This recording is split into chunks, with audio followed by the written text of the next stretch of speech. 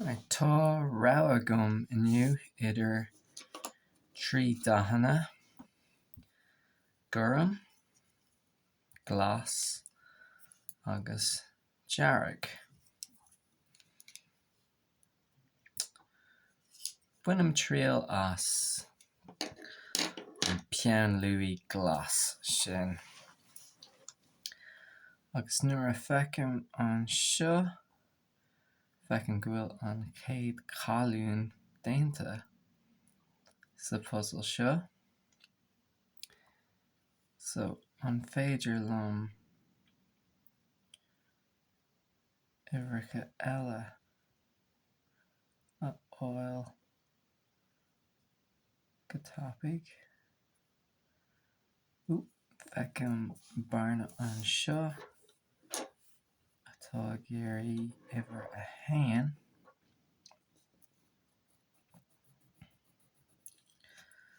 Sin tús maith leath na hoibre. Cílíonn sé sin, that means a good start is half the work. Tús, start, maith, tús maith, a good start. La, half, na hoibre. The word for work is obair and the genitive is oibre. So tús maith leath na hoibre or na hibre. Brahan sé sin, depends where you are and what sort of Irish people are using, but tús maith leath na hoibre. And that's an example of what's generally called in Irish a cainte,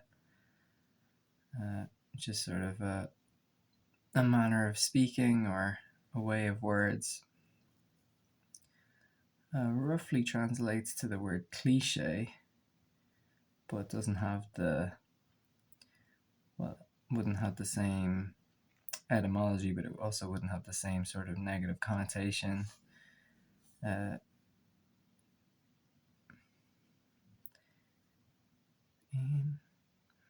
géirí uimhir a dó chun lína seo agus uimhir a thucht agus uimhir a ceathair. Tá uimhir a ceathair sa bhosca seo, so bé an ceathair ag dul an sin.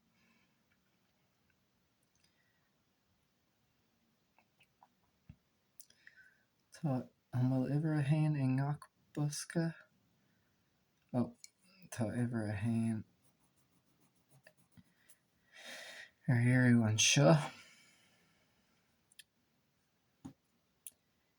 So bharna seo, 1, 2, 3.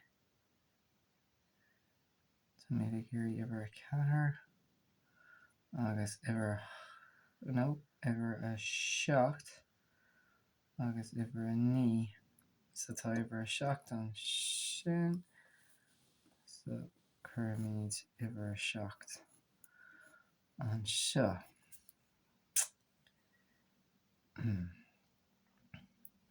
An nach cainte, na nathanna cainte,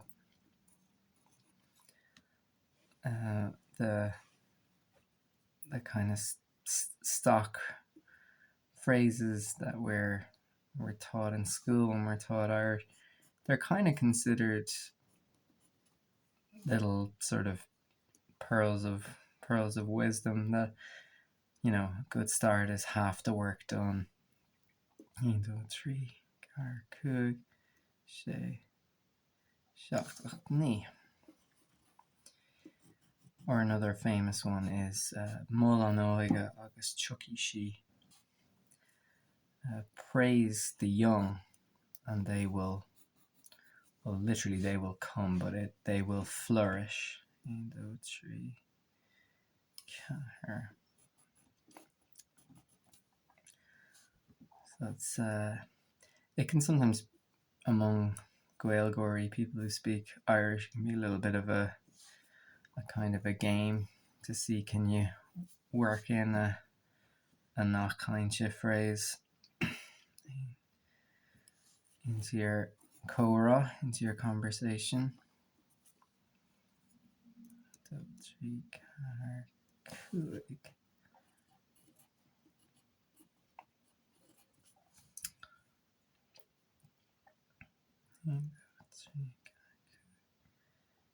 Seacht.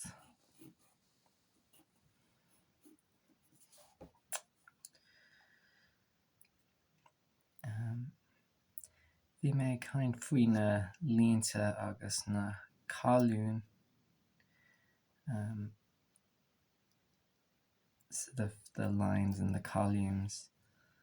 So Tom ag fécant inis an chéad líne.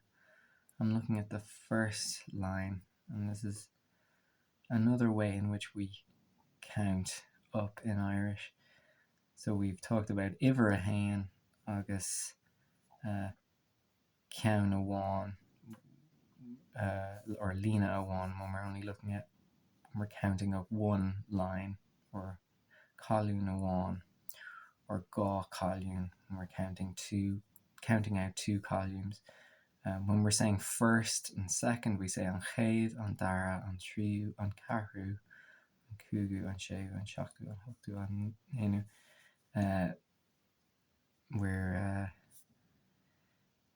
So Tom ag fécant an chéad líne. Agus sin an chéad cáiliún agus bhí an chéad cáiliún lán.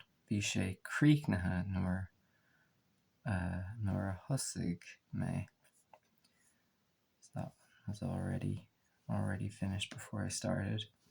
So feicim inis go bhfuil iver a seacht iarú sa dara cáiliún an sin.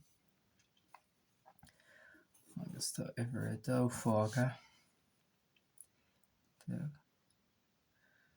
Tá iver a trí an seo, so chuirmid iver a trí an seo. 1, 2, 3, 4, 5, 6. Tá mé caint faoi na hibhreacha agus na nathanna cainte, so déanaí mé seic an sin. 1, 2, 3, 4, 5, 6, 7, 8, 9. 1, 2, 3, 4, 5, 6, 7, 8, 9. 1, 2, 3, 4, 5, 6, 7, 8, 9. Just come back Cúramach, just to be careful that I'm not getting too distracted talking about other things.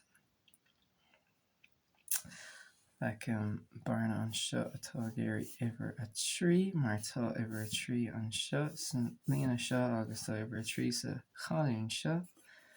So tain iver a trí an seo. Agus tá an bosca sin fós a géirí iver a hain. Feicim iver a hain atá hús an sin.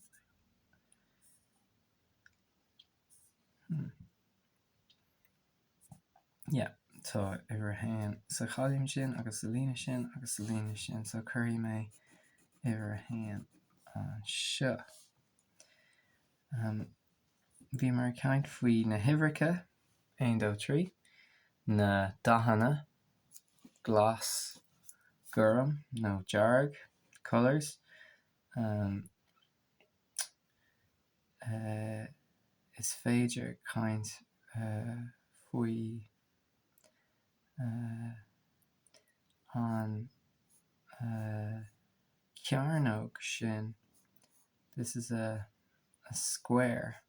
So úsáidim spás nó barna.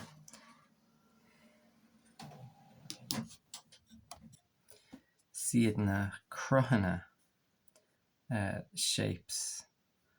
So sin cearnóg, square.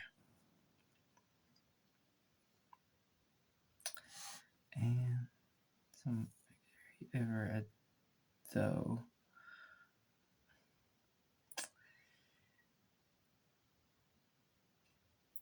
I láir na huaire tá aspa iver a dó.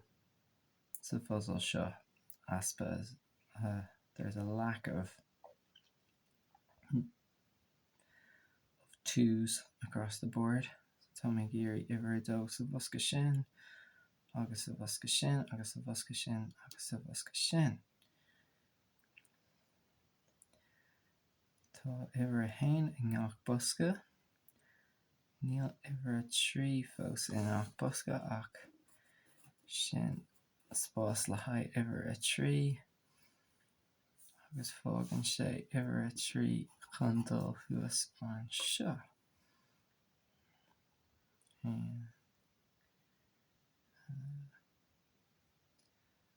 Cailtear arú san chéad líne an seo hain. Dó a ceathair a hocht agus a ní. Tá ní híos an sin.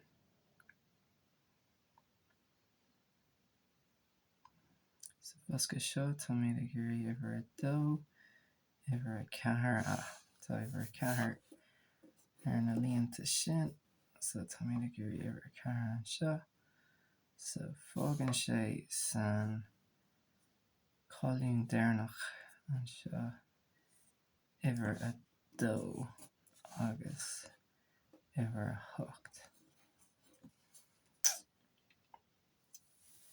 So céiríonn sé sin.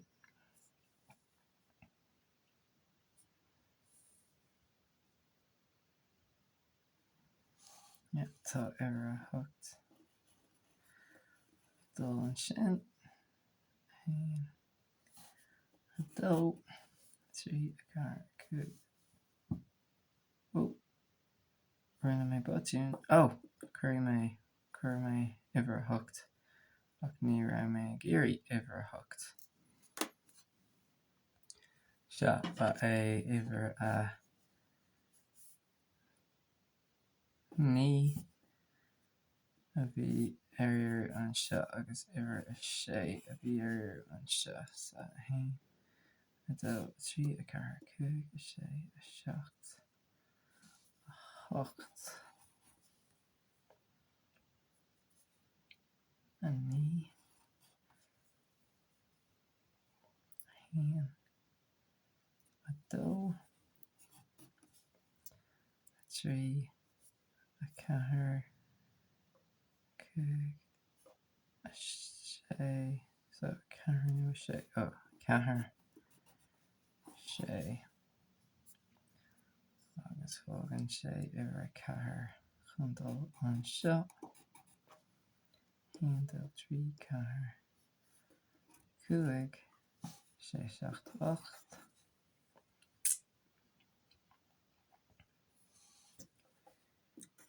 Dó trí ceathair cúig sé seacht.